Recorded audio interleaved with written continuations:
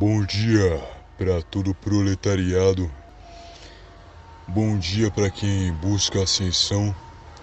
Bom dia para quem não faz sexo casual, para quem não fornica antes do casamento. Bom dia para quem treina toda semana. Bom dia para quem respeita as mulheres. Bom dia aí.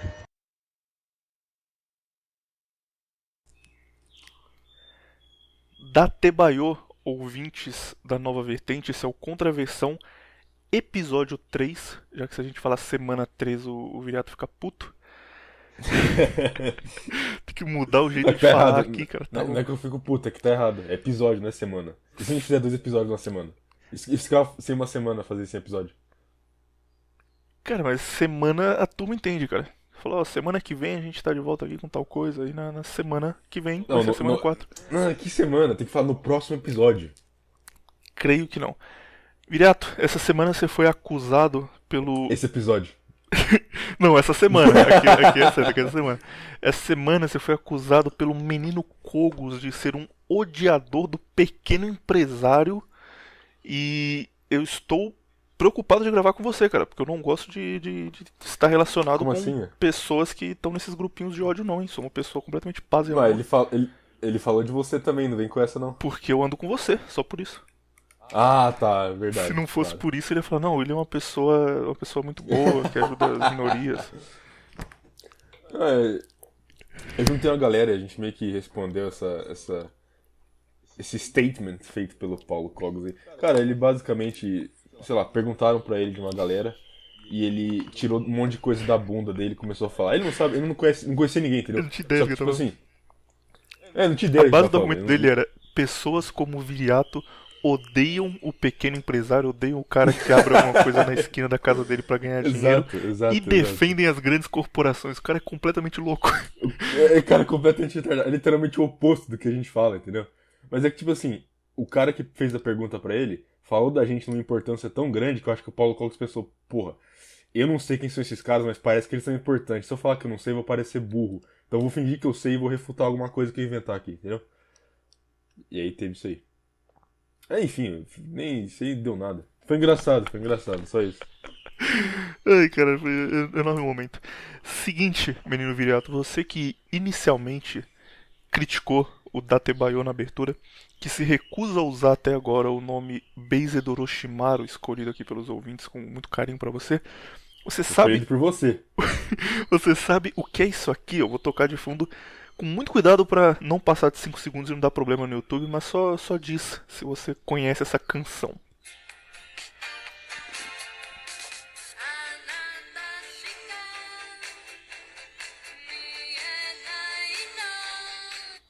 Sabe de onde é isso? Eu, eu já ouvi, mas não sei de onde é. É de um álbum chamado Tokyo Fantasy de Alessandra Mussolini, a neta de Benito Mussolini, inventou o Fascist Wave cantando em japonês num álbum de música dance nos anos 90, cara. Isso é maravilhoso. E o Japão está diretamente ligado. Nós já temos aqui a trilha oficial do programa com Alessandra Mussolini e a Fascist Wave japonesa. Datebaiô de abertura, Beized Orochimaru, que mesmo que você não aceite é o seu nome que está no coração de todo ouvinte. E falaremos hoje de Japão pela primeira vez, mas não é com um clima legal, com um clima de Japão é um país maneiro do Gundam e da diversão do Game Boy. Falaremos de Japão tratando aqui um crime que é tão polêmico, é tão discutido no Japão, que a segunda pessoa que passou mais tempo no corredor da morte japonês passou 3 meses. Foram 92 dias exatamente. Quando você é condenado à morte no Japão, a única coisa que precisa para você ser morto é que o ministro da Justiça autorize a sua execução. Então o cara fica lá um tempo, um dia à tarde que o ministro da Justiça está sem fazer nada, ele liga e fala: vou mandar matar esse cara aqui semana que vem, e ok, não tem mais defesa, se você é condenado à morte já era, acabou pra você. O primeiro caso, que é o que a gente vai falar hoje, ele passou 39 anos no corredor da morte. E esse cara nunca foi executado porque ninguém tinha coragem de matar ele. As pessoas tinham certeza que ele era o assassino, mas ao mesmo tempo elas falavam: cara, eu não vou.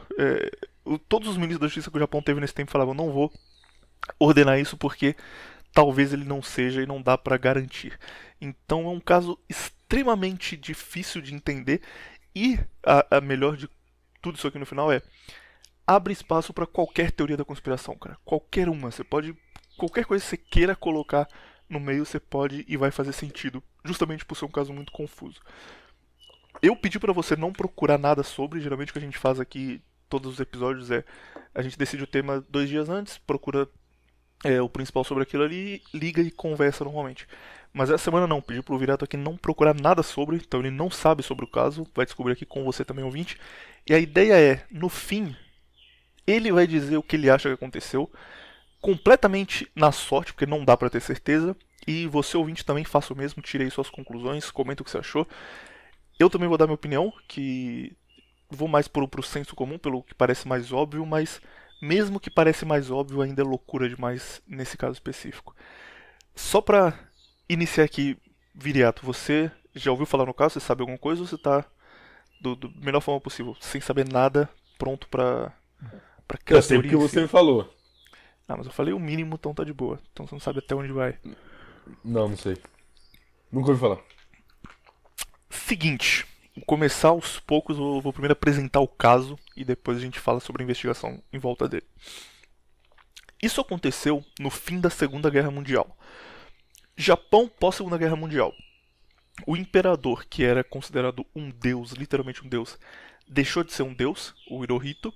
Então o povo japonês olhava para ele como um descendente de Amaterasu, que é o deus do sol, aquele lobo branco que tem no Kami, que você joga no Marvel Capcom 3, sabe? Achavam que ele era o descendente direto daquele deus, então ele não podia estar errado jamais.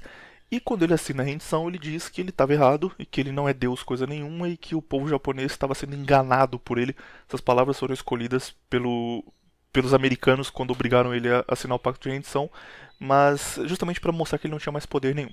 Então o povo japonês estava com a moral muito baixa, sem o imperador no posto, e os Estados Unidos sitiavam o Japão. Existia um general americano chamado MacArthur, que ele era oficialmente o presidente do Japão. Então ainda existia a figura do imperador, mas não tinha mais poder nenhum. E era o MacArthur que decidia, por exemplo, para onde ia a economia japonesa. O MacArthur que decidia quanto o Japão podia gastar em cada coisa. Então o Japão estava completamente dominado pelos Estados Unidos, eles não tinham mais independência nenhuma. E os Estados Unidos meio que colonizou tardiamente o Japão, tanto na cultura, por exemplo, o beisebol chegou lá por conta disso, quanto na economia. A economia deles dependia 100% dos Estados Unidos. E outra coisa também, eles que redigiram a Constituição nova. 100% feita por eles. Nesse período, com o povo japonês em baixa, com o povo japonês triste, sem muita visão do que eles vão fazer no futuro, começaram crimes a ocorrer pelo país, e crimes bárbaros que não tinham acontecido antes. Isso é natural porque você tem um país sitiando um outro país que até pouco tempo estava em guerra com eles. Então, tipo, o soldado americano que estava no Japão, ele olhava para o japonês como inimigo ainda, porque há 2 anos atrás eles estavam trocando tiro. E eles eram tratados num sistema meio de castas, de vocês são inferiores, vocês perderam a guerra. E o povo japonês era muito maltratado pelos soldados e reagia com violência. Então o clima entre Estados Unidos e Japão, especialmente na rua, entre cidadãos comuns, era muito ruim. E era uma situação aqui bastante complicada no período ali de 46 até 50. 1948 é onde começa a nossa história aqui, dia 26 de janeiro de 1948. Entra no Banco Nacional de Tóquio, no Banco Imperial de Tóquio, aliás, que é acima, que é tipo o ápice do sistema bancário japonês, um senhor muito bem vestido.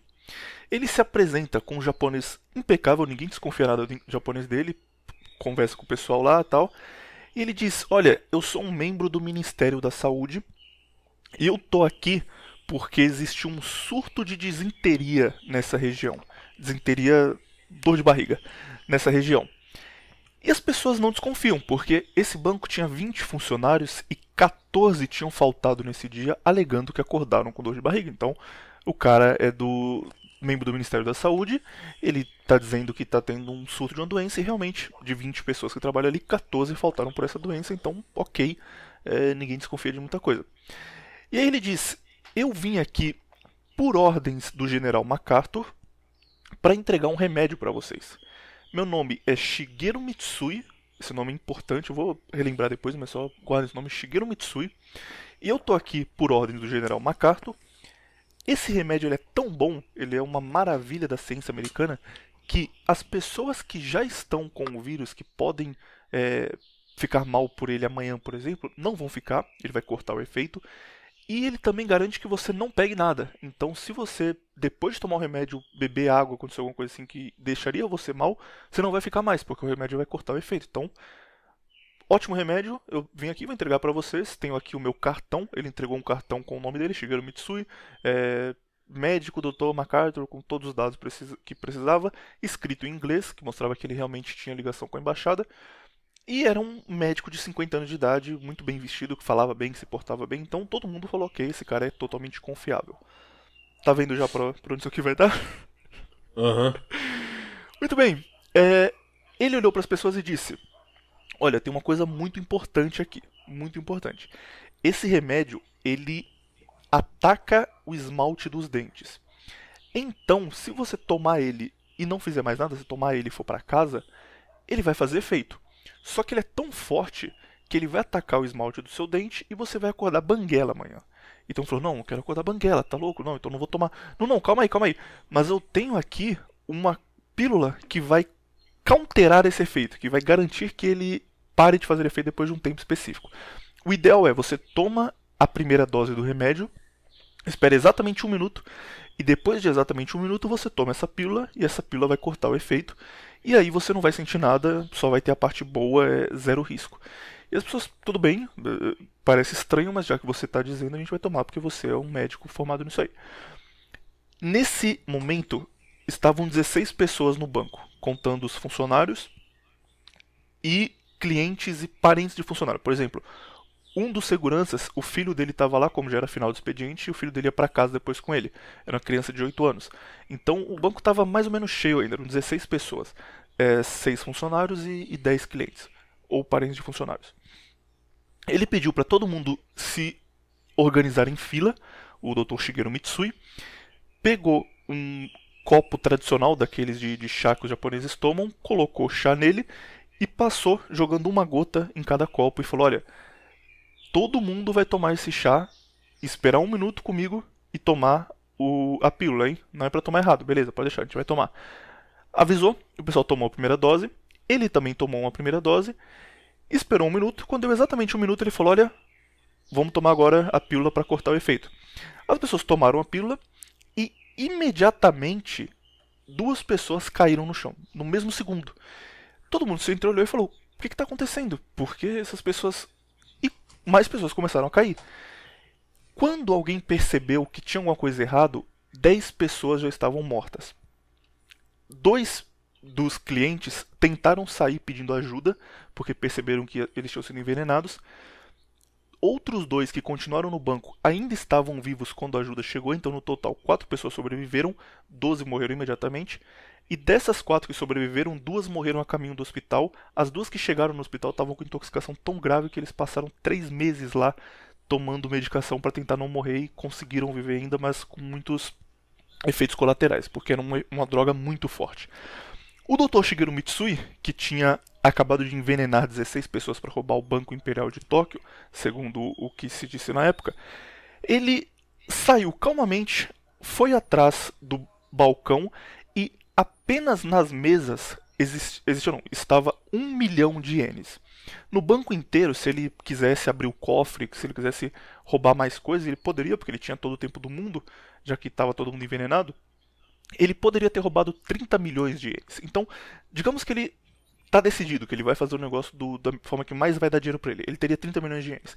Se ele só pegasse o dinheiro que estava em cima das mesas, abrisse as gavetas, guardasse tudo, ele teria 1 milhão. Dr. Shigeru Mitsui pegou 150 mil ienes que estavam em uma gaveta, colocou na maleta e foi embora. Isso é a coisa mais estranha do crime, porque por que alguém teria todo esse trabalho? Alguém mataria 14 pessoas para roubar 1/10 do que ele poderia roubar no mesmo ambiente com muito mais facilidade. Enfim, isso causou uma comoção na imprensa. A polícia ficou, peraí, o que aconteceu? A gente tem um ataque terrorista no Japão agora, que absurdo. As pessoas ficaram com muito medo disso e foi muito noticiado. Isso aqui foi a grande comoção japonesa após a Segunda Guerra Mundial. Até aqui, Viriato, você tem alguma coisa que te chama a sua atenção, que você falou isso aí tá estranho, ou um crime normal, nada demais? Várias coisas. Quais são elas? Porque. Pode... Primeiro porque, óbvio que você falou aí, ele não pegou dinheiro nenhum. Segunda coisa, o cara era. Como é que ele ia arranjar um cartão que parecia verdadeiro na embaixada, em inglês o cartão? Não era muito comum pra japonês fazer isso. Pra ele saber inglês e saber falsificar esse tipo de coisa, entendeu? Outra coisa, eu já posso meio que adiantar o pensamento, a gente pode jogar lá pra frente? Pode, cara, claro. Assim, se a gente for pensar se isso foi um teste de arma química de algum país, sei lá, me parece estranho, porque que tipo de arma química você tem que tomar ela, entendeu? Então vou continuar a história, daqui a pouco a gente faz mais uma pausa pra retomar isso aí. Continue. Que faz bastante sentido o que você disse. Comoção estava causada, as pessoas estavam todas desesperadas. O que aconteceu aqui? Estamos sendo atacados, isso é um terrorista, tá muito estranho. E a polícia nas investigações descobriu que no dia 20 de janeiro, ou seja, uma semana antes desse crime que matou 14 pessoas, a mesma coisa aconteceu em um outro banco, também do Banco Imperial. A diferença é que, nesse banco, o médico se chamava Jiro Yamaguchi, e nesse banco ninguém morreu. Nesse banco entrou um cara chamado Jiro Yamaguchi, fez a mesma coisa, entregou um cartão, falou com todo mundo, explicou que tinha que tomar o remédio, depois de um minuto tomar a segunda dose. Mas, nesse banco, quando as pessoas tomaram a segunda dose, não aconteceu nada, ele ficou olhando, não aconteceu nada, ele disse, tudo bem, muito obrigado, o governo japonês agradece, e foi embora. As pessoas não acharam estranho, porque elas não sentiram nada, ninguém ficou doente nem nada depois, mas quando eles viram esse crime ser noticiado, eles perceberam que eles podiam ter sido vítimas também. E a polícia foi atrás tanto do Mitsui quanto do Jiro Yamaguchi. No fim, o cartão entregado desse Jiro Yamaguchi também era do Ministério da Saúde, e a diferença é que não existia nenhum Mitsui no Ministério da Saúde trabalhando naquele momento, mas existia um Jiro Yamaguchi. Quando a polícia chegou lá, a polícia falou, olha, seguinte, senhor Jiro Yamaguchi, temos o seu cartão entregue aqui numa cena de crime. E tudo indica que o senhor está por trás de um assassinato e matou 14 pessoas no Banco Imperial japonês. Ele falou, não, você tá louco, não fiz isso, eu não matei ninguém, eu tava aqui no dia do crime. Não, a gente tem o seu cartão para provar que você fez isso. Tá, mas no dia do crime eu tava aqui em uma reunião, como ele trabalhava no Ministério da Saúde japonês, ele ficava o dia inteiro em reunião, tava aqui numa reunião, minha secretária é a prova que eu não saí do prédio, tinham 15 pessoas em reunião comigo, as 15 pessoas vão provar que eu estava no prédio nesse exato momento, tem câmera, tem tudo aqui para provar que eu não saí do prédio. Aí as pessoas disseram, ok, esse cara aqui não é culpado, mas alguém tentou incriminar ele ou alguém conseguiu o cartão dele de alguma forma, ainda se ele está ligado ao crime. Felizmente, esse doutor Yamaguchi, ele era alguém muito sistemático, alguém que tomava precauções mesmo sem necessidade no momento. Então, o que ele fazia? Ele anotava todos os cartões que ele entregava e ele categorizava os cartões que ele entregava. Então, no Japão é muito comum, quando você encontra uma pessoa pela primeira vez, você entregar um cartão para se apresentar. Tipo, meu nome é tal, eu faço tal coisa, entrega o cartão, se ele precisar ele te liga depois. Esse doutor Yamaguchi, ele a cada 100 cartões diferentes mudava a cor e o modelo do cartão dele, então ele sempre sabia em lotes de 100 quais cartões ele tinha em cada período, e entre os milhares de cartões que ele entregou, exatamente naquele modelo que foi encontrado no Banco Imperial, existiam 100. E, além disso, ele sempre anotava todos os cartões que ele entregava para alguém assim que ele chegava em casa. Então ele ia numa reunião, ele anotava, olha, hoje eu entreguei tais cartões para tais pessoas, eles eram de tal modelo e o nome deles é esse aqui, foi entregue por tal razão. Ele sempre fazia isso. Entregou para a polícia essas anotações e a polícia sabia que dentro daquele modelo que foi encontrado no Banco Imperial existiam 100 cartões e os 100 tinham o nome exato de para quem ele entregou, logo eles conseguiram reduzir isso para 100 suspeitos.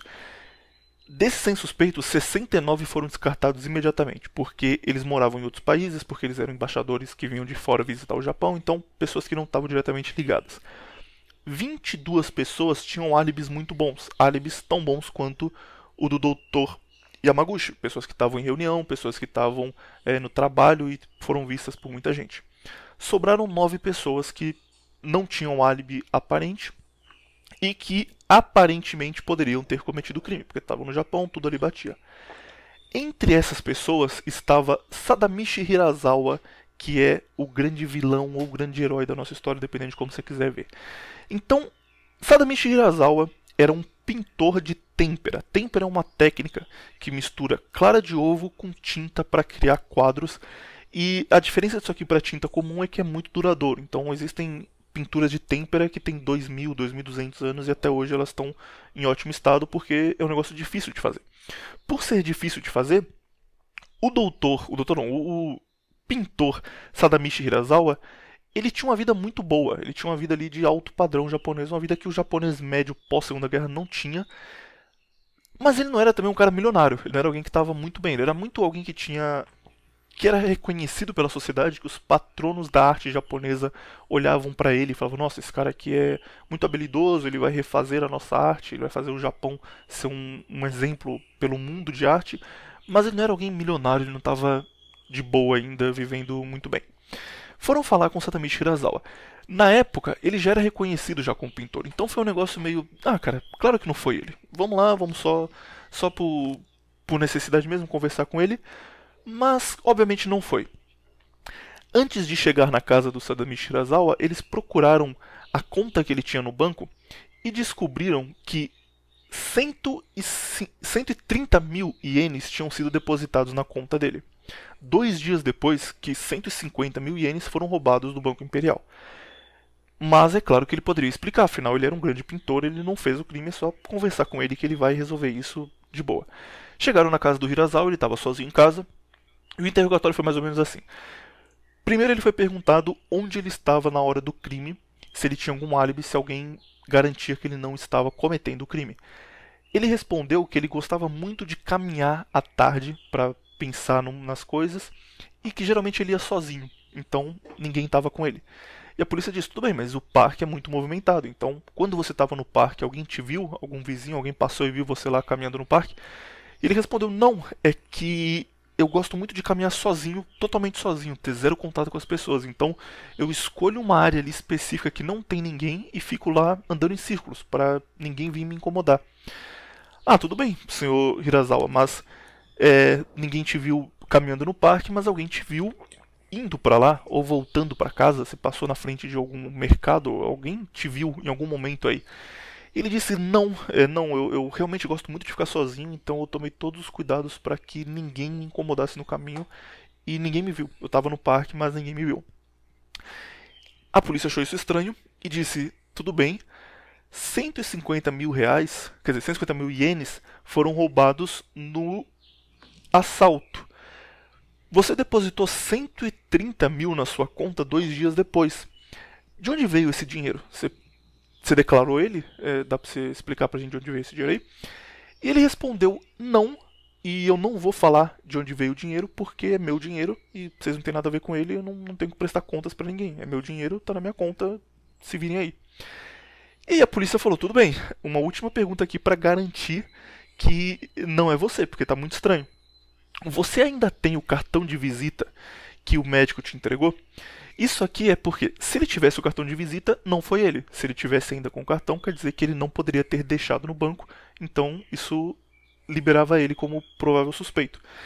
E a resposta dele foi a seguinte: ele havia sido assaltado poucos dias antes, o cartão estava na carteira dele, levaram o cartão e ele não tinha mais o cartão por isso, porque ele foi assaltado ali 1 semana antes da polícia chegar. E aí a polícia falou: ok, mas você fez boletim de ocorrência? Você explicou no boletim de ocorrência que você foi assaltado e o que estava dentro da sua carteira?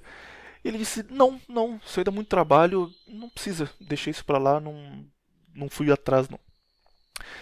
Sadamichi Hirasawa tinha perdido o cartão que estava na cena do crime, recebeu dinheiro acima do normal e não podia justificar, e não tinha álibi. Viriato, você prenderia o senhor Sadamichi Hirasawa? Ou você ia: ah não, calma aí, ainda tem que discutir aqui se foi ele ou não. Oh, pera aí, você tá contando essa história de forma imparcial ou você acha que foi o cara mesmo? Por isso você tá contando assim? Tô contando a história realmente como aconteceu. Eu não acho que foi ele, mas daqui a pouco a gente vai saber por que eu não acho que foi ele. Mas isso aqui é tipo o que era noticiado pela imprensa na época e o que aconteceu porque ele mesmo nunca foi contra essa versão dos fatos. Realmente, quando ele foi interrogado pela primeira vez, tudo indicava que era ele. Não, eu não acho que seja ele, não. Isso parece uma reação bem de artista. Caralho, cara, achei que você ia falar, não, foi ele sim, tá na cara que foi ele.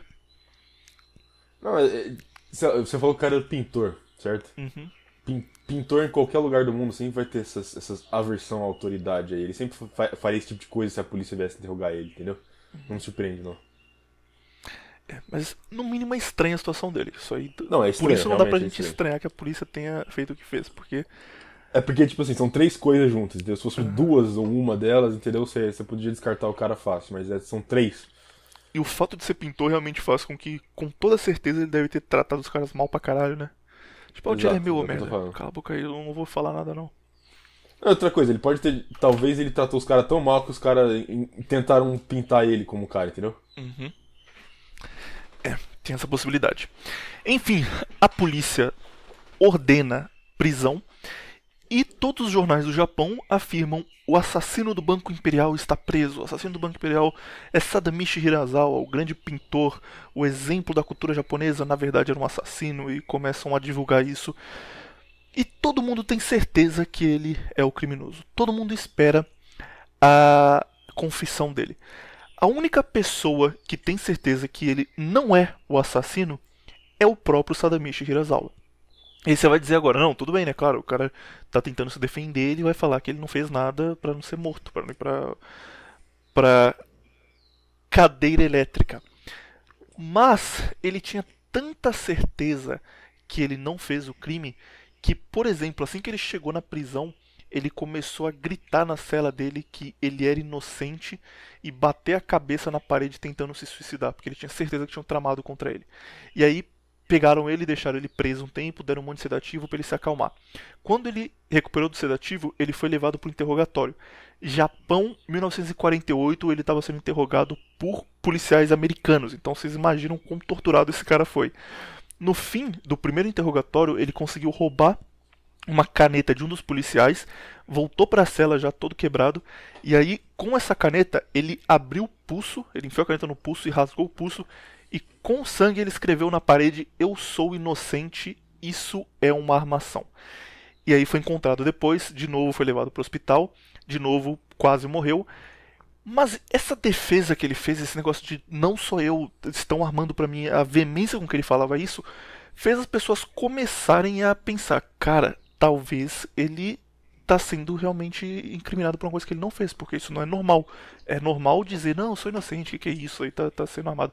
Mas esse desespero, essa forma como ele se defendeu, chamou a atenção da imprensa na época. Tá, deixa eu te interromper aqui rapidão. Beleza? Artistas, geralmente pintores, dependendo do lugar, eles são burros, ok? Não é um insulto, tipo, você é, sei lá, artista plástico, então você é burro, não é isso. Mas esses caras são pessoas que geralmente não são muito providas de intelecto, cara. Eu não digo isso de uma forma ofensiva. Eu digo isso simplesmente. Eu não sei se você conhece, mas existe um fenômeno chamado de midwit, sabe? Que basicamente as pessoas, quando são muito inteligentes ou quando são muito burras, elas tendem a um pensamento, mas quando elas são medianas, elas tendem a outro pensamento, sabe? Uhum. E geralmente essa classe artística, ela tende a ser mais midwit, eles tendem a ser mais esse pensamento bem mediano, sabe? Bem na média, no caso. O jeito que foi orquestrado isso foi de alguém muito inteligente, entendeu? Não foi de um cara que seria um pintor. Enfim, continue. Pô, se o Viriato tivesse lá no Japão em 1960, você teria salvado o cara, cara. Ainda não, em 48, porque faz todo sentido sua defesa aí. E ninguém pensou nisso na época, isso que é o pior. Porque sempre tem essa imagem de artista plástico como super inteligente, entendeu? Uhum. O que não é verdade. Muito bem, depois de se recuperar, ele foi levado mais uma vez para uma sessão de interrogatório. De novo, ele disse que não fez nada, que ele era inocente, que ele não ia confessar um crime que ele não cometeu.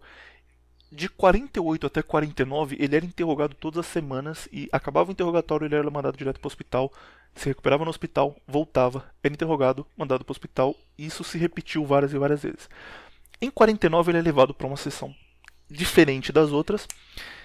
Acaba a sessão, ele escreveu do próprio punho uma carta onde ele contava tudo o que ele fez, como ele planejou cada coisa, como ele conseguiu o veneno, contava exatamente onde ele escondeu as provas depois para que a polícia não conseguisse encontrar. Ele contava tudo em detalhes e assim, aqui era a certeza que ele fez. Ele tinha confessado, ele tinha assinado no final. Por coincidência, assim que acabou esse interrogatório, o Sadamichi foi hospitalizado com traumatismo craniano. Então, talvez ele foi um pouco pressionado para escrever isso. Além disso, quando ele sai do hospital, ele diz que ele não se lembra de ter assinado nada e que a última coisa que ele se lembra é que ele estava amarrado numa cadeira sendo torturado mais uma vez e que ele não fez nada, que aquela carta é falsa e que se ele assinou já quando ele estava completamente fora de si.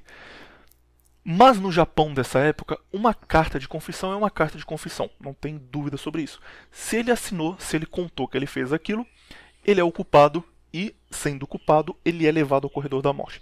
Em 1950, Sadamichi Hirasawa é enviado para o corredor da morte e, na teoria, ele seria morto ali entre 1 e 2 meses, como todo mundo antes dele foi, porque ele era o culpado, porque todas as provas levavam a ele e porque ele confessou o que ele fez e assinou do próprio punho.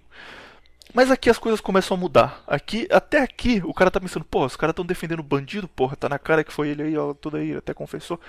Agora a gente vai pra contraprova, para as coisas além da versão da polícia. A primeira delas. Após a prisão do Sadamichi Hirasawa, 11 testemunhas foram chamadas para reconhecer ele. 2 eram os sobreviventes que foram diretamente envenenados, e outros 9 eram transeuntes, pessoas que passavam pela rua e viram sair ali um senhor de meia idade com uma maleta andando calmamente. Pensaram, tem uma coisa estranha, tem pessoas gritando dentro daquele banco e ao mesmo tempo o cara está saindo de boa. Então eles poderiam identificar. As 11 pessoas afirmaram que não era ele. Olharam para ele e falaram, não é esse cara, eu tenho certeza que não é esse cara. Inclusive, essas 2 testemunhas que eram sobreviventes depois se juntaram ao caso em defesa de Sadamichi Hirasawa, porque eles afirmavam que com certeza absoluta não era ele, que ele era um homem inocente e que ele não devia estar na prisão. Então as testemunhas já tiraram ele ali do caso. Segunda coisa, quando saíram os resultados da autópsia, o envenenamento, que todo mundo imaginava seria com alguma coisa comum, com cianureto de potássio, alguma coisa assim que é um veneno comum que você encontra num país pós-guerra de boa, não estava em nenhuma das vítimas. O que foi encontrado nas vítimas, o que matou as vítimas, era um veneno que nem tem um nome oficial para ele, o nome é químico, ele se chama C4H7CN. Aí começam a entrar as teorias da conspiração. Seguinte, esse veneno ele é muito diferente do veneno tradicional que as pessoas usavam na época, porque ele primeiro é inserido no seu sistema imunológico e depois ele é ativado externamente. Então, normalmente você pega uma cápsula, se você quer envenenar alguém, você pega uma cápsula, entrega para a pessoa, ela vai tomar aquela cápsula e imediatamente ela vai começar a sentir mal, ou ela vai morrer em segundos, ou ela vai sentir mal e levar um tempo ainda, mas ela morre rápido. A ideia do veneno é que você mate o mais rápido possível. Esse veneno aqui, ele primeiro ficava no seu corpo, você tomava a dose de chá que as pessoas tomaram, e depois, quando você tomasse o ativador, que era essa pílula que o assassino disse que iria, na verdade, parar com o efeito do remédio, na verdade ele ia ativar o veneno. Então quando você tomava a segunda dose, ele fazia efeito. Além disso, esse veneno ficava no corpo da vítima por muito, muito, muito tempo. Então, se você tomasse ele hoje e daqui a 10 anos você tomasse o ativador por alguma outra coisa, você morreria. Era uma forma ali muito boa de você envenenar pessoas, envenenar uma população inteira, por exemplo, no médio e longo prazo. Você vai dando doses menores do C4H7-3N para a pessoa e depois de um tempo você só dá o ativador e mata todo mundo de uma vez. Então isso aqui, as coisas começam a ficar estranhas. Além disso, aí vem a melhor parte de tudo isso, esse veneno tinha sido desenvolvido por um grupo chamado Esquadrão 731. Era uma arma biológica japonesa que não estava aberta para o público. O Esquadrão 731 ele é bastante conhecido, tem um filme inclusive contando a história deles, é um negócio bem infame, que é o seguinte, antes da Segunda Guerra Mundial, o Japão tinha uma imagem de um povo muito filho da puta.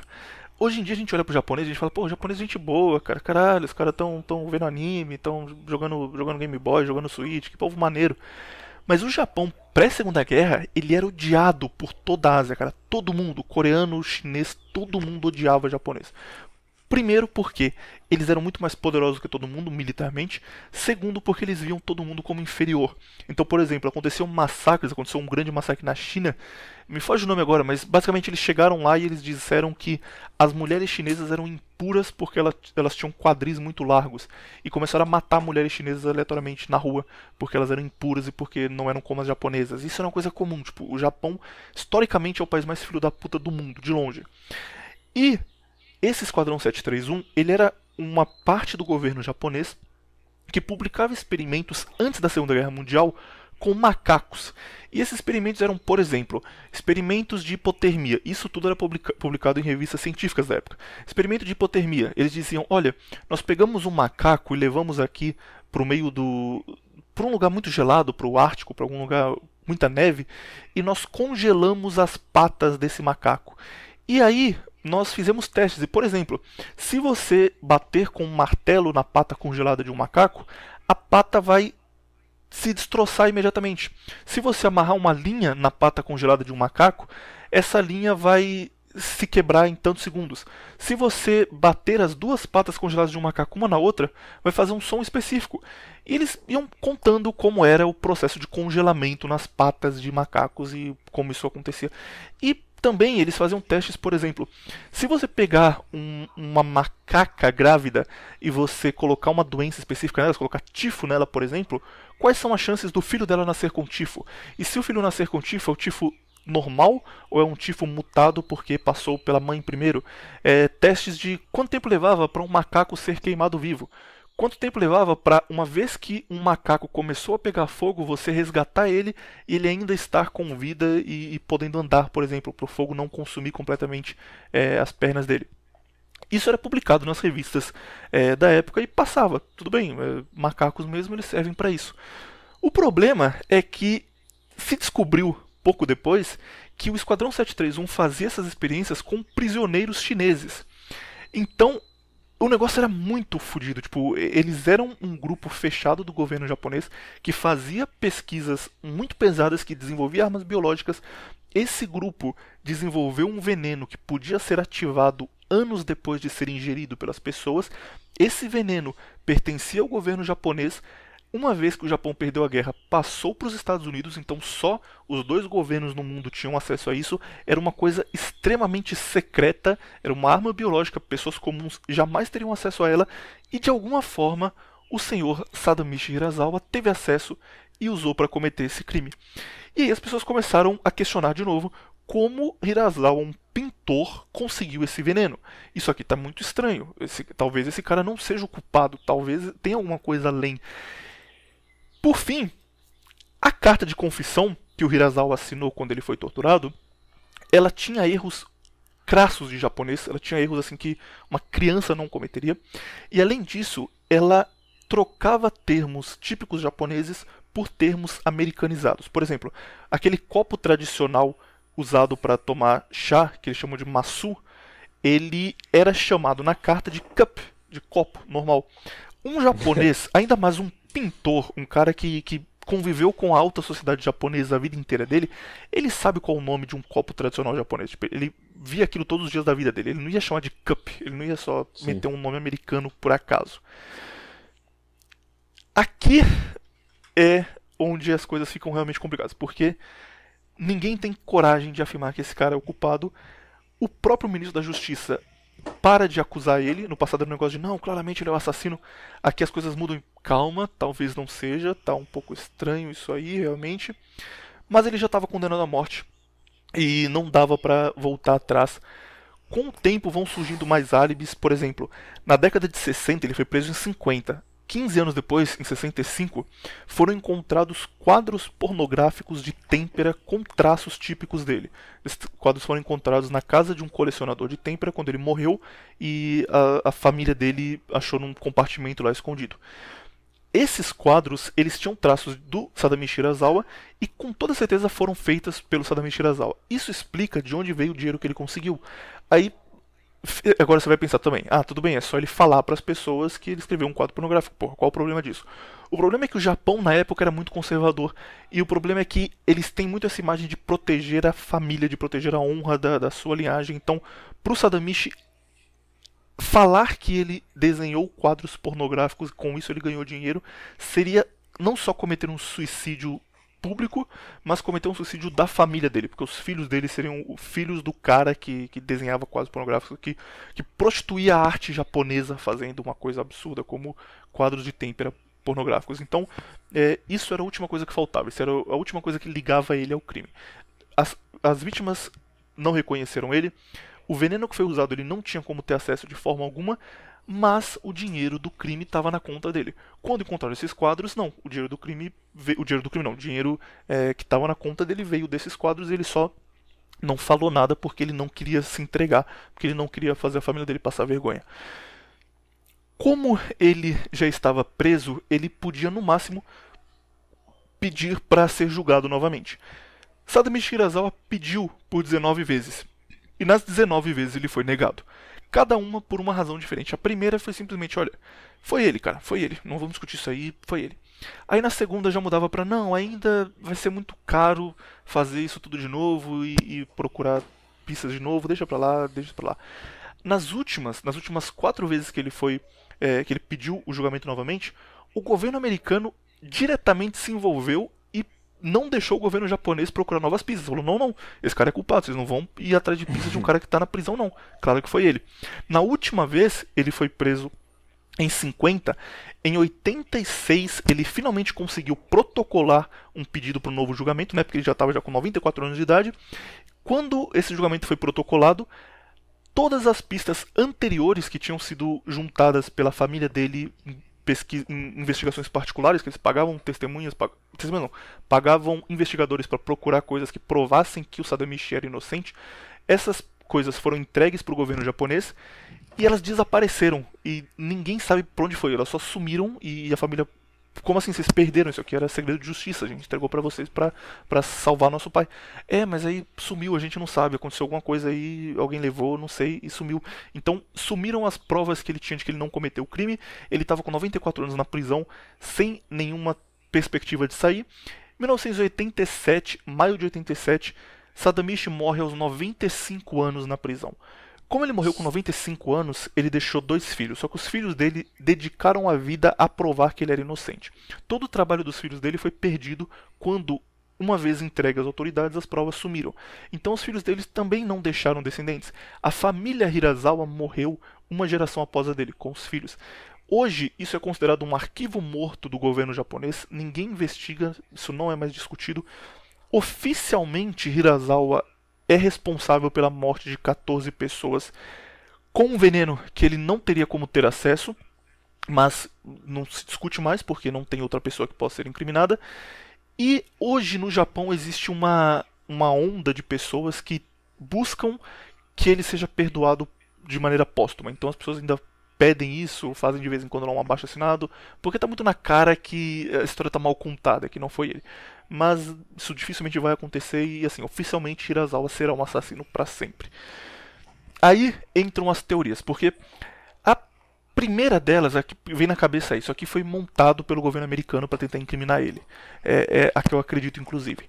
Mas existem teorias também de que, na verdade, esse Esquadrão 731, ele conseguiu se manter independente do governo americano, uma vez que os Estados Unidos dominaram o Japão, e que o Esquadrão 731 fez esse crime biológico para testar a sua arma, para tentar se vingar dos americanos de alguma forma. Ou que era um grupo terrorista internacional que conseguiu de alguma forma essa arma biológica e fez isso para angariar fundos. Mas aí, se foi para angariar fundos, por que eles teriam pego tão pouco dinheiro? Abre para muita teoria da conspiração. Eu já falei demais e agora que está tudo apresentado, todas as provas estão colocadas aí, gostaria que você, tempo livre, do jeito que o ouvinte gosta, como diz nosso amigo Hernani, desse o seu parecer sobre o caso. Sadamichi Hirasawa é inocente, é culpado, e se ele for inocente, quem pode estar por trás de tudo isso? Cara, como já diria o grande Terry A. Davis, negros da CIA brilham no escuro. Isso tem CIA escrito nisso desde o começo, cara. Eu ia fazer um negócio no começo, mas esqueci que era... Eu ia chutar sem escutar a história, chutar que foi CIA. E aí eu ia estar certo, porque isso é CIA, cara. Não tem outra explicação, é CIA. Tudo nisso tá escrito CIA, entendeu? Cara, tem uma coisa que eu me lembrei agora, que é o seguinte. Tem uma frase, eu não lembro de quem que era essa frase, que diz o seguinte, que é mais ou menos assim.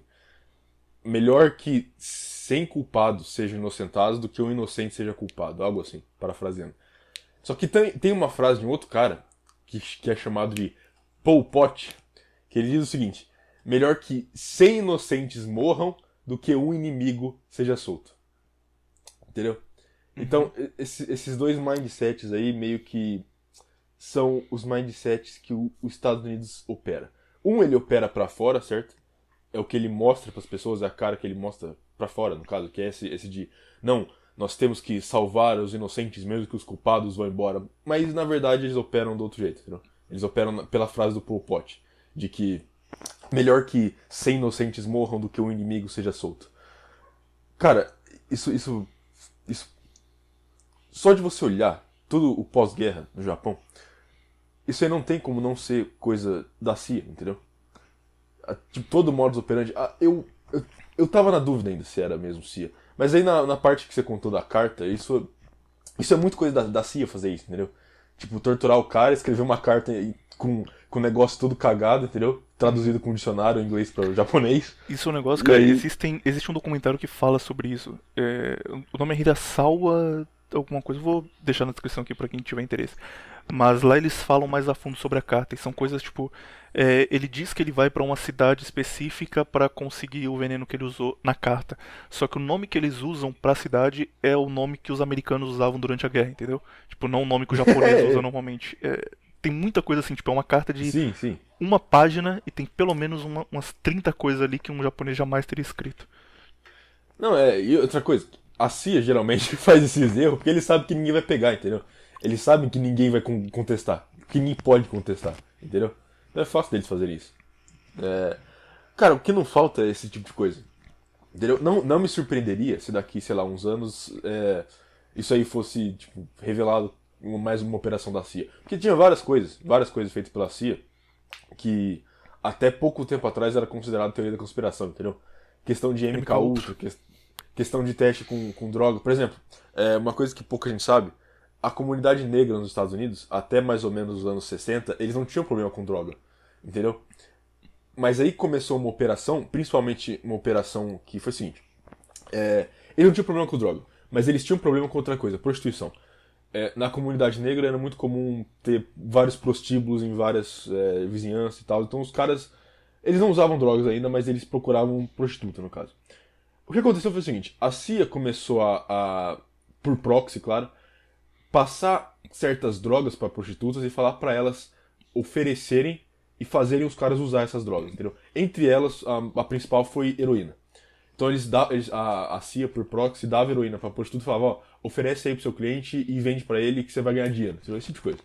E aí, claro, a prostituta queria ganhar dinheiro, foi lá e fazer isso, entendeu? Então o cliente vinha lá pra fazer o serviço e ela falava, não, ó, olha só, tem esse negócio aqui que vai te deixar muito bem, ó, isso aqui vai te fazer bem, você vai se sentir nas nuvens e tal. E dava heroína pro cara, o cara ficava viciado e enfim. Isso aí foi uma das coisas que destruiu a comunidade negra nos Estados Unidos, entendeu? Esse projeto aí, que hoje não é segredo, tipo, até, sei lá, os anos 90 mais ou menos, isso era segredo, hoje nem é mais segredo, entendeu? Então você pensa o seguinte, se eles infiltraram heroína na comunidade negra mais ou menos nos anos 50, 60, o que eles não fizeram depois, entendeu? E aí você volta nessa coisa do MK Ultra. MK Ultra, até, sei lá, até 2005 mais ou menos, todo mundo falava que era teoria da conspiração. Tipo, não, Cara, a tem CIA uns nunca programas faria americanos, tipo Caso de Família, sabe? Que eles levam as pessoas pra discutir um negócio e a plateia fica reagindo. E tem um muito famoso chamado Geraldo, que era mais pra comunidade latina lá. Existem até hoje programas completos desse Geraldo, são muito bons, e um deles, eu tava vendo há um tempo, era sobre teorias da conspiração. Eles levam um cara que acredita em alienígena, e depois levam um cara que ele é ex-militar, que ele fala do MK Ultra. E esse cara do MK Ultra ele é considerado completamente louco. Tipo, o cara do alienígena, a pessoa fica, ó, legal, isso aí, ó, talvez faz sentido, hein, realmente, os aliens estão aí.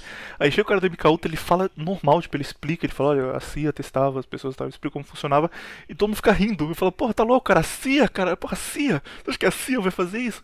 E depois descobrimos que era tudo verdade, que tava tudo certo. Sim. Não, tem coisa que hoje eles mostram até em série, até aquela série lá, Aquela série que tem o Pablo Escobar, esqueci o nome. Do Narcos. Netflix, lá. Narcos, isso aí.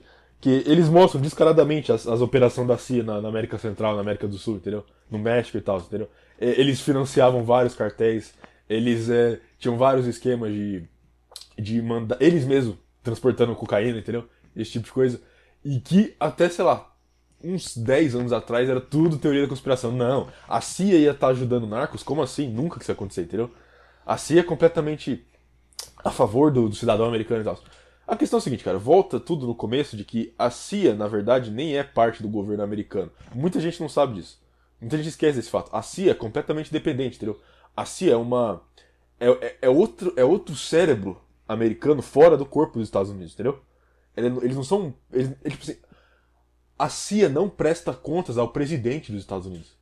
O Donald Trump, o Obama e tal, esses caras não tinham a mínima ideia do que a CIA estava fazendo durante o governo dele, entendeu? O último presidente, olha só, e aí que o negócio começa a ficar, teoria da conspiração, que é o seguinte, o último presidente que tentou fazer a CIA prestar contas pra ele foi o John Kennedy. O que aconteceu com ele? Faleceu. Isso, de vez em quando, o Trump, por exemplo, tenta uma aproximação com a CIA, é um negócio noticiado, mas nunca dá certo. Tipo, faz uma reunião e ele falou, galera, vamos fazer tal coisa aí diferente. E a CIA diz, pode deixar, a gente vai dar um jeito. Cara, Fica pra lá. na minha cabeça, toda essa reunião, eles vão lá só pra sodomizar o Trump, entendeu? Eu não duvido nada, entendeu? Eles, começa a reunião e eles falam, abaixa as calças aí, Donald. Abaixa as calças aí que a gente vai fazer um negócio com você. Porque quem governa os Estados Unidos não é o presidente, cara. O poder realmente absoluto nos Estados Unidos, o que a galera chama de establishment, o braço maior deles, o braço direito deles, talvez até o cérebro deles, é a CIA. Entendeu? O braço esquerdo pode até ser, sei lá, o FBI, entendeu? O Supremo Tribunal pode ser a mente, alguma coisa do tipo. Mas o principal é a CIA.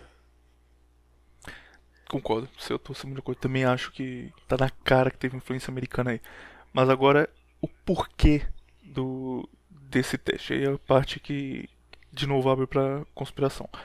Pode ser que eles só queriam saber como funcionava. Tipo, imagina que o Japão Não. se rendeu e eles têm acesso a um monte de coisa que eles não sabem como funciona. E poderiam testar em prisioneiros como o Japão fazia no pré-guerra, mas por alguma razão eles resolveram testar no público. Pode ser isso. Pode ser que eles estavam fazendo um teste para algo maior no futuro, porque uma vez que isso funcionasse, digamos, você pode colocar essa mesma substância numa nascente de rio soviética, por exemplo, e deixar uma cidade inteira envenenada e depois você só ativa de alguma forma, ou de qualquer outro país do mundo. Pode ser que estavam fazendo isso para garantir que eles tinham uma arma que poderia futuramente ser usada. Tem opções diferentes do porquê eles resolveram testar exatamente ali naquele momento e dessa forma. Por que você acha que foi? Não, com certeza. Se você envenena toda a população japonesa, tipo assim, se eles começarem outra guerra, só joga o veneno lá, ativador na água deles junto e acabou, entendeu? Morreu todos. Não é? Isso aí. A questão é assim, isso aí parece até óbvio demais pra ser a verdade, entendeu? Que talvez seja a verdade, mas não sei. Visto a história, eu acho que é isso aí. Eu acho que é a CIA tentando ver como funciona isso, entendeu? Porque outra coisa, a galera pode falar assim, não, mas foi a organização lá, o Esquadrão... Qual que é o número? 731. Esquadrão 731 que tava testando isso na população, ou tava usando isso. Cara, pode falar o que você quiser do japonês, que nem você falou, o japonês tem essa fama de filha da puta. Mas o japonês é sempre filha da puta externamente, é sempre filha da puta com os outros, entendeu? O japonês ele não tende a ser filha da puta com o japonês. O japonês ele tem um instinto tribalista com o povo dele muito forte. Ele não faria isso com o povo dele, entendeu? Um japonês não mataria outro inocente dessa forma, entendeu? Ainda mais criança. O japonês não faria isso. Com o próprio japonês. Com outro país ele tá cagando. Principalmente na época. Mas com o próprio povo dele ele não faria. Agora, americano, pra ele ali, o que ele tá vendo é só mais um nip, entendeu? Só mais um gook. Pra ele, tipo, whatever, entendeu? Não faz diferença. Isso é verdade. E o Esquadrão 731 também não estava mais atuando nesse período, que é uma coisa que meio que prova que eles não tinham como ter organizado isso. Quando acabou a Segunda Guerra Mundial, o Esquadrão 731 não tinha esse nome foi criado depois. Originalmente eles eram o Esquadrão do Tratamento de Água das Manchúrias, porque era uma turma que ficava ali nas Manchúrias, na China, e era um estado fantoche japonês, e eles estavam lá para cuidar da água. E, tipo, oficialmente eles só faziam bem da população, só que na verdade as pessoas eram prisioneiras e eram usadas para testes químicos e testes biológicos e tudo mais. Mas quando acabou a Segunda Guerra Mundial, o governo americano ficou com o resultado desses testes, ficou com tudo que eles conseguiram criar ali, e os membros do esquadrão, as pessoas que estavam por trás dos testes, que eram muito inteligentes e tinham um conhecimento que você não conseguiria ter de outra forma, porque eles podiam testar diretamente com seres humanos, eles foram todos para os Estados Unidos. Eles receberam imunidade e consideraram que eles eram muito importantes para a ciência, para serem mortos, então eles foram para os Estados Unidos, receberam imunidade e morreram nos Estados Unidos. Eram cidadãos americanos comuns. Então não teria sentido esses caras resolverem do nada se voltar pro país deles e falar, não, vamos fazer um atentado terrorista no nosso próprio país depois de ter imunidade, depois de ter se livrado da morte. Exato. Que não tem lógica nenhuma por trás também. Seria a mesma coisa, tipo assim, acontece algo desse tipo na Alemanha e os caras falam, não, foram os nazistas, entendeu? É a mesma coisa. Uhum. E outra coisa, cara, não falei. Não, pode falar. Que eu já ia mudar de assunto, mas você quiser falar aí? Antes de mudar, eu só queria que você falasse uma última coisa então. Hirasawa pro contraversão é inocente? Podemos dizer que Hirasawa não fez nada de errado? Pra mim, inocente. Pra mim também. Menino Hirasawa. Inclusive, uma coisa triste pra você quiser procurar sobre ele aí no Google. Quando ele tava livre, ele pintava os campos da cidade onde ele nasceu. E eram uns quadros bonitos, cara. Eram uns quadros, tipo, você olha e você fica até, caralho, isso aqui é bem feito. E depois que ele foi preso, ele não sabia como era mais, porque ele estava no corredor da morte, ele não estava numa prisão normal que ele podia sair, ele estava no corredor da morte. Então ele pintava as coisas meio de memória, então tipo, no começo ele pintava a vista de frente da casa dele. E aí ele passou 39 anos na prisão, ele passou 39 anos longe dessa vista, ele tinha que lembrar como era. E aí ele pintava sempre a mesma visão, só que cada vez ela era mais escura e mais sem detalhes, porque ele não lembrava mais como era realmente, e ele pintava com barras na frente, que era tipo a visão que ele tinha agora que ele estava na prisão. Então ele meio que fez os mesmos quadros ao longo da vida, e aí inicialmente era um quadro bonito pra caralho, colorido, e depois é o mesmo quadro totalmente cinza com barra de prisão na frente, triste pra caralho. Se esse cara era inocente, tudo indica que era, ele teve um dos piores destinos possíveis, cara. O cara se fodeu muito por uma coisa que ele não tinha nada a ver. Uhum. Não, cara, eu ia mudar de assunto pra questão seguinte. Na Segunda Guerra, que aconteceu aí, pra gente dar a contraversão aí dos fatos históricos, o que aconteceu foi que você teve vários grupos de inteligência surgindo e ganhando muita força, entendeu? CIA, KGB, MI6, depois, sei lá, você teve Mossad, entendeu? E esses grupos de inteligência acabando a Segunda Guerra, porque a questão até ali a Segunda Guerra, eles não tinham tanta força assim. Eles existiam, certo, mas geralmente eles eram mais como uma parte do governo dos países respectivos. Entendeu? A KGB era mais uma parte da União Soviética, a CIA era mais uma parte do governo americano, a MI6 mais uma parte do governo inglês e por aí vai. Só que durante a Segunda Guerra, por ser uma guerra onde inteligência era muito valiosa, entendeu? E a guerra foi lutada por inteligência, esses caras eles começam, logo depois do fim da Segunda Guerra, eles meio que ganham independência, porque durante a Segunda Guerra, eles meio que precisavam de autonomia, entendeu? Porque a maior parte do governo estava preocupado em lutar a guerra, certo? Então esses caras, tipo assim, ó, olha só, vocês são um serviço de inteligência, façam aí o que vocês quiserem, depois a gente vê o que a gente faz. Então eles foram dados autonomia, certo? O que aconteceu foi que depois que a Segunda Guerra acabou, esses caras eles não perderam a autonomia deles, entendeu? E qualquer órgão que tentava tirar a autonomia desses caras, só se fudia, entendeu, no caso. Principalmente quem tentou tirar, que a gente já falou, John Kennedy, que tentou tirar a autonomia da CIA. Então, eles meio que viraram entidades próprias, principalmente a CIA, entendeu? MI6 e KGB também, só que a KGB ainda era um pouco mais ligada à União Soviética e o MI6 ainda era um pouco... Mas já era quase que uma CIA também, mas um pouco mais ligado ao governo inglês. Só que... E aí depois você tem meio que o sistema de inteligência aperfeiçoado, que é a junção desses três além elevado ao quadrado, que é a Mossad, entendeu? Então você vê no século XX, toda vez que tem esse tipo de coisa que cheira a merda, entendeu? Você vê países completamente desestabilizados do nada, por motivo nenhum, sempre tem o cheiro de algum desses grupos, entendeu? Sempre CIA, sempre KGB, sempre Mossad, entendeu? Então, meio que o século XX inteiro, e até hoje, né? Tipo, a Primavera Árabe. Acho que é o exemplo mais recente, mais óbvio. A Primavera Árabe foi 100% é, orquestrado, entendeu? Aquilo não foi nem um pouco orgânico. Isso aconteceu várias vezes e provavelmente vai continuar acontecendo. Tem outros pontos também, cara, desses serviços de inteligência que é quão bem preparados e quanto eles entendiam de psique humana, como eles sabiam exatamente o que eles precisavam fazer para ter um resultado final. E isso, para eles chegarem nesse nível, eles tiveram que fazer muito teste antes. A gente não sabe quais foram os testes, porque isso é encoberto. Mas era um nível muito avançado. Por exemplo, tem um negócio da Stasi. Stasi era a polícia secreta da Alemanha Oriental, Alemanha comunista, que é absurdo, tipo, é tão simples, mas é absurdo quanto funcionava, que era o seguinte. Eles tinham problemas com agitadores. Agitadores eram pessoas que eram anticomunistas e falavam contra o governo. Mas o que acontecia? Se um agitador, se uma pessoa está falando que o governo é muito tirano, que o governo não deixa você ter liberdade de expressão, e você mata essa pessoa, você está só provando o ponto dela. Você está falando, ó, o cara falou aqui que o governo não dava liberdade, a gente matou ela, acabou. Isso é um negócio que depois ali dos primeiros anos da União Soviética começou a ser muito mal visto, porque o mundo era mais aberto. A União Soviética não era mais tão fechada, a Alemanha Oriental não era mais tão fechada. As pessoas sabiam o que estava acontecendo, as pessoas sabiam que existia o resto do mundo, então você tinha que lidar melhor com esse tipo de pessoa. O que a Stasi começou a fazer era um método de tortura que tinha sido testado na União Soviética, não dava muito certo, e aqui eles aperfeiçoaram, que era o seguinte. Digamos que você é um cara que tem um programa de rádio e no seu programa de rádio você está fazendo piadas sobre o líder, o chefe de Estado. E essas piadas são mal vistas, porque você pode virar um cara que vai atacar ele diretamente e você tem muita popularidade. Então, eles colocavam pessoas para entrar na casa desses agitadores e mudar coisas pequenas e fazer isso gradualmente por anos. Então, por exemplo, você sai na sua casa na terça-feira e assim que você sai, alguém entra na sua casa e pega todas as colheres e muda de lugar com as facas.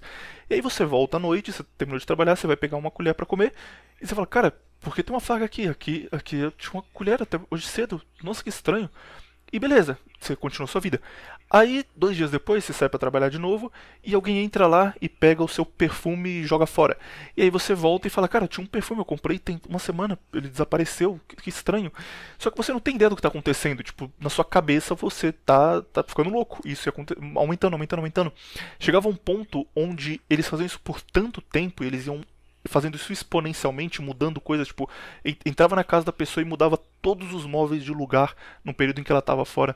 E aí depois de um tempo, depois de 8 meses, um ano e meio, a pessoa perdia completamente a confiança nela mesma, porque ela achava que ela estava ficando louca. A pessoa se convencia que ela estava ficando louca, porque ela lembrava que ela tinha feito um negócio, mas ela voltava e não tinha feito, ela não tinha sinal nenhum de arrombamento nem nada, não sabia o que estava acontecendo, e aí para as pessoas que olhavam de fora, esse cara que estava criticando o governo, que estava falando mal do chefe de Estado, ele só ficou maluco. E as pessoas realmente ficavam loucas e sumiam e caíam no ostracismo.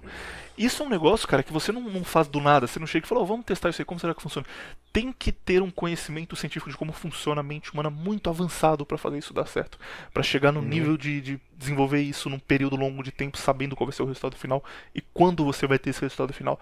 E tudo isso aqui só pode acontecer tendo uma organização muito forte que atua sem essa preocupação de termos que prestar contas para alguém. Eles só atuam por eles mesmos. E com certeza hoje em dia a CIA faz coisa muito pior que a gente não sabe e que daqui a 30 anos vai virar teoria da conspiração, daqui a 80 anos vai ser história, todo mundo vai saber que aconteceu mesmo. É verdade, tem essa questão. Quanta coisa hoje não é tratada como teoria da conspiração e a gente vai só descobrir que é verdade daqui a uns 10 anos. Enfim. Mas tem uma figura que eu acho muito interessante, que eu falei dele bem no começo, que é o Terry A. Davis. Aliás, tem várias figuras da internet. A gente pode fazer até, sei lá, uma série aí, arquivo da internet, onde a gente fala de figuras históricas da internet aí, ó, contraversão, versão Daniel internet. Fraga. Daniel Fraga, Christian. Christian é muito bom. Cara, dá pra gente fazer uns 5 podcasts do Christian, velho. Enfim. Mas o Terry A. Davis, não sei se você conhece ele? Não conheço. Que é o cara que, basicamente, ele era um programador extremamente esquizofrênico e ele sai numa missão pra fazer um sistema operacional 100% baseado na Bíblia, na palavra de Deus. Aí chamava... Ah, cara, porra, uma amiga minha já falou desse cara. E o sistema operacional funcionava, né? Dá pra você baixar até testar ele. As pastas tinham um nome de Deus. Mas conheço muito pouco. Pode falar a história mais detalhada que eu conheço só por cima. Ah, cara, é muito grande a história, mas é só pra eu falar um aspecto dele. Mas enfim, ele era um cara esquizofrênico, extremamente esquizofrênico, muito esquizofrênico mesmo, entendeu? E aí, ele era programador, a questão é, ele era um programador bom até, entendeu? Ele não era um cara, tipo, sei lá, ele não era nem medíocre, ele era bom mesmo. E aí ele sai pra fazer esse sistema operacional, o Temple OS. Enfim, ele fazia live stream e tal, dele fazendo os códigos lá, dele trabalhando no sistema operacional. E a questão é que nessas lives ele falava muito, muito da CIA, entendeu? E virou meme até, entendeu? É meme, tipo, tem um que, eu não posso nem falar o meme aqui, mas ele fala tipo, CIA N-word, entendeu? Palavra com N, they glow in the dark, entendeu? Virou um meme isso aí, que os negros da CIA brilham no escuro. Enfim, e aí ele falava muito da CIA nessa questão de controle mental, e o cara é esquizofrênico. Ele falava muito tipo assim, não, porque a CIA não quer que você saiba que você consegue fazer essas coisas com esses programas, entendeu? Ele falava, não, a CIA não quer que você pense desse jeito. Ele sempre falava umas coisas assim, entendeu? Aí a questão é, parece loucura do cara, porque o cara é esquizofrênico, só que a questão é que faz sentido, entendeu? A CIA realmente mexe com a cabeça das pessoas nesse nível, entendeu? Eles realmente manipulam a mente humana nesse nível. O que o cara tá fazendo, o cara é esquizofrênico e todo mundo escutando o que ele tá falando acha que é zoeira, entendeu? Acha que é só loucura do cara. Mas é verdade, entendeu? Que nem você falou aí dos caras na Alemanha Oriental Stasi. da Stasi que manipulava a casa das pessoas e até deixar as pessoas loucas, entendeu? O que não te garante que aconteceu a mesma coisa com o Terry A. Davis? O que não te garante que o cara não era esquizofrênico? Porque a questão era o seguinte, ele era um programador, certo? E claro, você pode dizer, não, esquizofrenia fica pior com a idade, que fica mesmo, isso é verdade.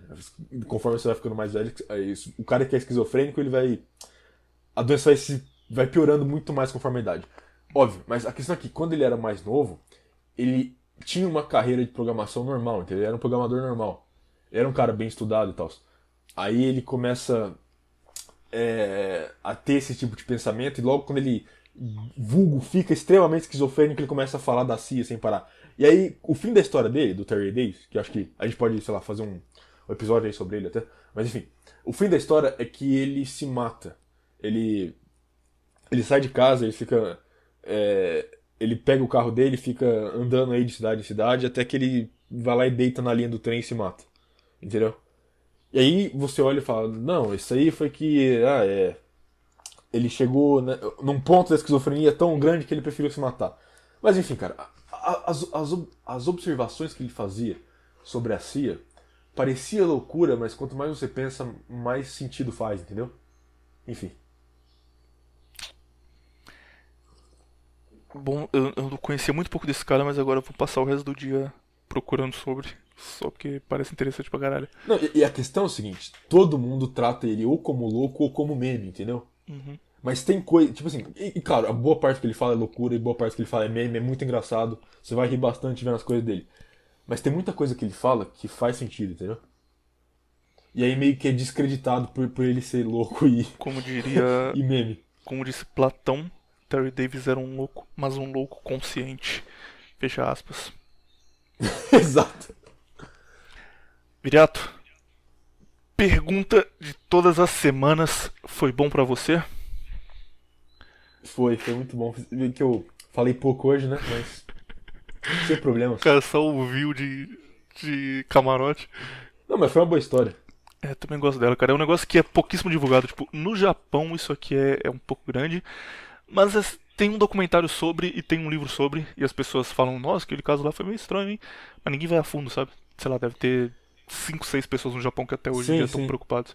Tipo, e fora do Japão, cara, ninguém aqui. tá nem aí. Parece que não aconteceu, ninguém liga. É tipo o goleiro Bruno aqui. Exatamente. Então tem uma coisa que é escondida, tem uma coisa que as pessoas querem que você não fale sobre. A gente tá aqui pra falar todas as semanas. Todos os episódios, desculpa aí. Pode se despedir dos ouvintes agora, menino Viriato? Já? Já deu 1h15. Tem que ser, a gente já fez 2 que foi 1h23. Tem que chegar a 1h23 aí. Então escolhe um assunto aí pra gente falar agora. Não, você quer falar de alguma coisa? Não, vamos falar, cara. Vamos falar mais 10 minutos. Vamos fazer o seguinte: se despede agora e depois a gente vai falar sobre assuntos aleatórios até 1h23. Quando é 1h23 em ponto, encerra o podcast no meio da frase que tiver. Mas eu acho melhor não, sabe por quê? Porque se a gente ficar com esse negócio de 1h23, a gente vai fazer todos 1h23, aí tipo assim, A gente vai estar um dia falando, sei lá, 1h25 e falar, não, para aí que tem que ser 1h23, entendeu? Então. Pô, você dá a ideia, o cara dá a ideia, espera 30 segundos e fala contra a ideia. É esquizofrenia show completa. Claro, Então, ideias do Brasil. Vamos fazer um negócio, beleza, vamos fazer. Não, vamos fazer não. Dá errado. É tese e antítese, né? Então. Não, porque, vamos lá, não foi uma boa ideia. Enfim, tchau, ouvinte. Fique com Deus. Adeus, ouvinte. Sayonara. Sayonara, porra. Sayonara, bicho. E fala Perdi meu otaku posto de japonês, cara. Perdeu o posto de otaku. E fica falando base de Orochimaru ainda. Qual que vai ser seu nome, otaku? Aí, fala aí. O otaku é o William, cara, já falei. Você quer mudar ele aí? Não, se você mudou o meu, você tem que mudar o seu também. Eu já conheci 5 pessoas na vida, pelo menos, que chamavam William e que era otaku, cara. Que tinha camisa do Naruto e tudo. Isso é o nome otaku. Será que o William Bonner é otaku? Sabe quem é otaku? Acredite ou não? A Ana Maria Braga. Ah, isso eu sei, todo mundo sabe. Pô, eu pensei que eu tava dando uma notícia agora que vai quebrar padrões. Não, ela coloca até a música do Naruto lá na abertura do programa, pô. Ela tem umas matérias no Globo News, que é tipo, Globo News não, no G1, que é tipo, Ana Maria Braga indica os 10 melhores jogos de Nintendo DS. Caramba, essa é nova. Mas games, se cara. parando pra pensar faz sentido, sabe? Porque a maioria das pessoas, elas entram em contato com cultura japonesa pela comida, entendeu?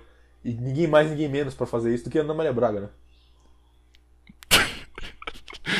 Boa teoria, cara. Pensei que era só porque ela tinha cabelo amarelo, e quem tem cabelo amarelo é automaticamente otaku. Mas Por quê? pode ser por isso aí. Pô, todo mundo na Escandinávia é otaku, né? Sim, cara. Vocês estão imitando o Naruto. O cabelo natural da Escandinávia é preto, só que eles pintam pra larpar de Saiyajin. Verdade. Não, mas é sério isso aí. Tipo assim, a maior parte das pessoas que entram em contato com outras culturas entra pela comida, porque é muito fácil de você fazer isso, entendeu? Mas acho que no caso da Ana Maria não, cara. Porque, ok, a comida você tem contato, mas daí pra ela tá jogando. Pra ela tá jogando Animal Crossing no DS. Muito longe, acho que alguém apresentou pra ela, acho que algum sobrinho dela. Mas pô, não, pera aí, Ana Maria é velha, pô. Você acha que ela deve saber o que é sushi, sei lá, uns 40 anos, pô. Entendeu?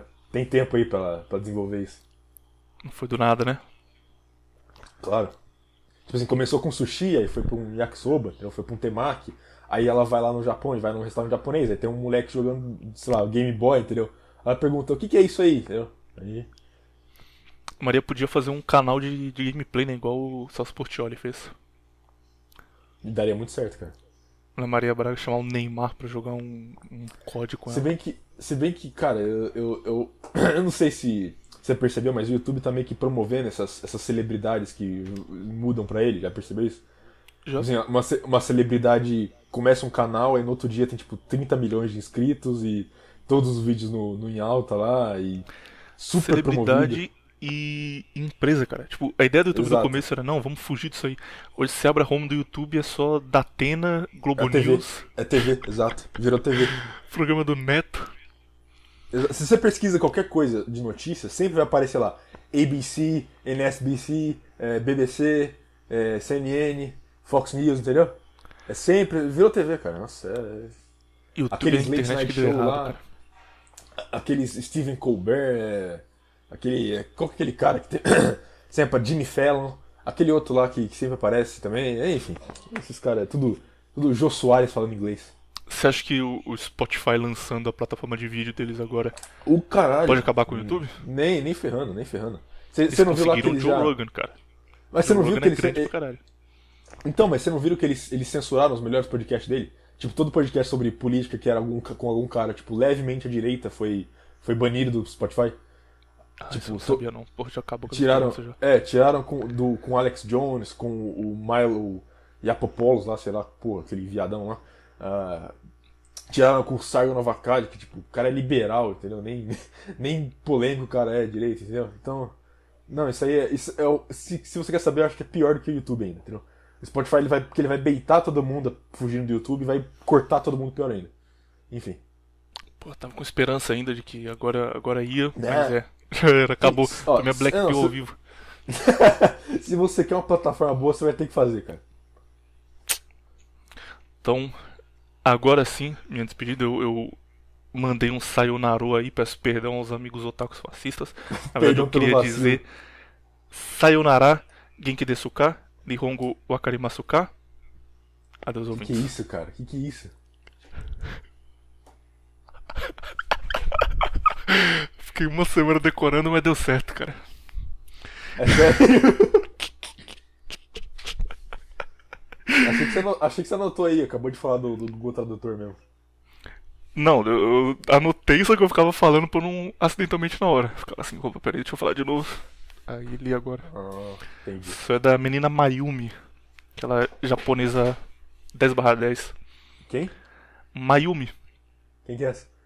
Caralho, você não sabe o que é Mayumi, cara? Meu Deus do céu. Não sei. Vou te Desenha mandar pra um mim aí, quem vídeo que é? agora no Telegram que você vai clicar nele e vai betar no mesmo segundo, tá preparado? Não, Não dá nem não. tempo de pensar, cara. Você clicou, já betou, na hora. Tá bom. Você fala assim, ó, opa. Ah, sei, é aquela japonesa que fica todo mundo postando, né? Exatamente. Que joga LOL, alguma coisa assim, né? Exatamente, que joga LOL e que processa empresas. Por que é o processo empresa?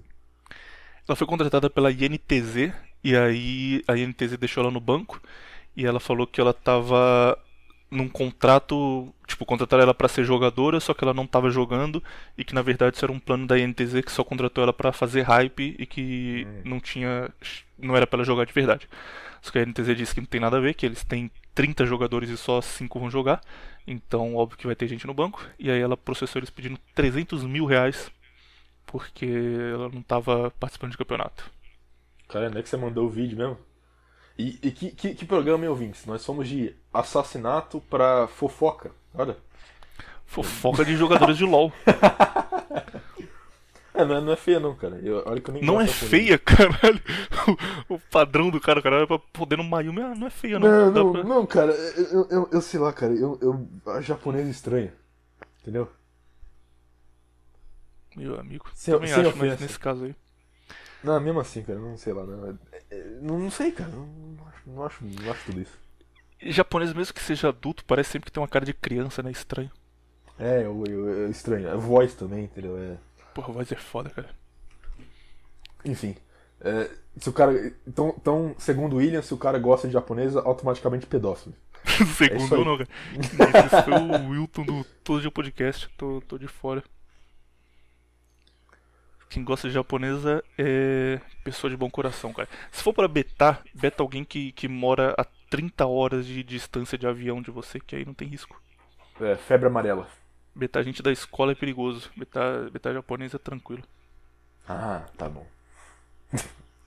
Só que aí se você betar japonês, vai. De acordo com você, vai ser chamado de pedófilo, então. De acordo com você, o cara inventou o negócio. E é de acordo comigo.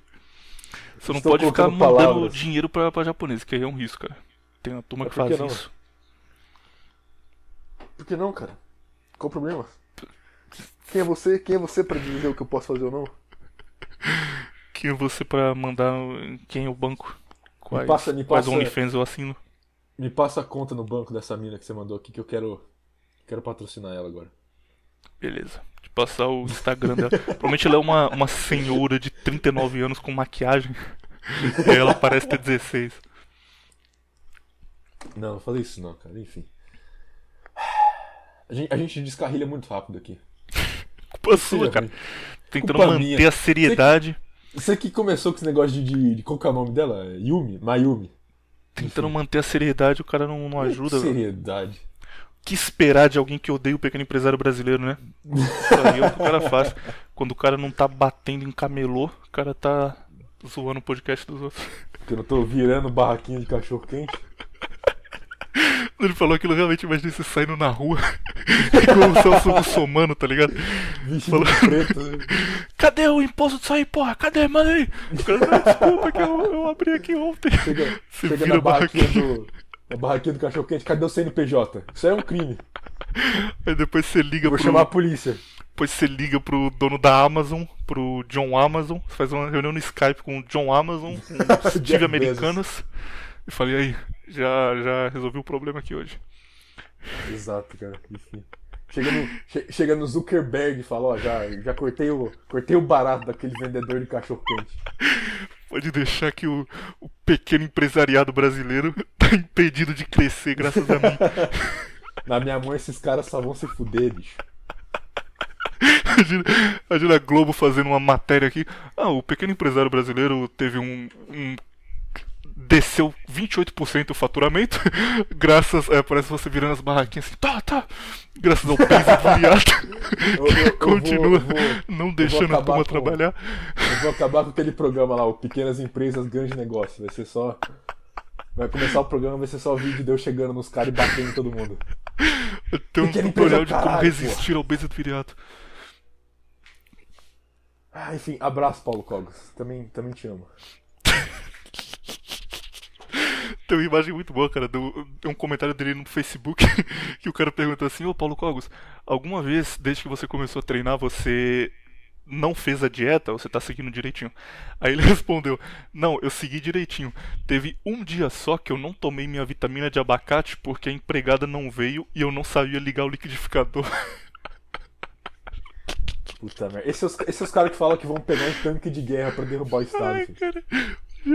O cara tem 30 anos, ele não sabe ligar um liquidificador. A empregada dele falta e ele fica: meu Deus, e agora? Vou ter que fugir da minha dieta, não vou tomar minha vitamina de abacate. É engraçado que, tipo assim, eu falei isso aí, mas. Tipo, se ele só falasse assim, não sei quem são esses caras, acabou. Ele não ia passar vergonha, enfim. Mas aí ele ia parecer alguém burro, cara, ele não pode fazer isso. Isso é erradíssimo. Exato, ele tem que. Mas aí o pior foi que ele pareceu mais burro ainda. Caralho. Na intenção de não parecer desinformado, ele pareceu retardado. Entende? É que ele termina falando: então, todos nós que somos libertários temos que nos unir e lutar contra esses trastes. Como se tivesse uma guerra na rua. Tivesse um monte de nazista na rua com bandeira e ele: vamos lá, galera, vamos acabar com eles. Não, mas acho que foi isso mesmo. Ele teve na cabeça dele a imagem de um neonazista batendo num comerciante e pensou: pô, são esses caras aí. Eu fico bravo que você usou o nome de um herói português. Essa parte foi que ele tiltou de vez. Enfim. Caralho, meu bonequinho do Gundam caiu, cara. Espero que não tenha quebrado. Já parou de gravar ou tá ao vivo ainda? Não, tá gravando. Depois a gente vê o que corta que vai pro ar, mas tá gravando até agora. Aí, arrumei ele. Aí, você corta 1h23 certinho. Aí fica. Caralho, boa ideia, hein? Para no meio do que tu tá falando. Caralho, muito boa ideia, né? Eu nem tinha pensado nisso. Farei isso. Eu só tenho boas ideias, cara. O cara fica meio em stand-by, do nada ele manda uma que tá ótima. Mas vamos parar, se a gente ficar fazendo toda semana também vai virar bagunça. Só pelo meme. Porque a gente tá cronometrando. Vamos fazer o próximo aí. 1h22. Avança aí, cara, avança, tá acabando. Fala rápido. Ruxa aí.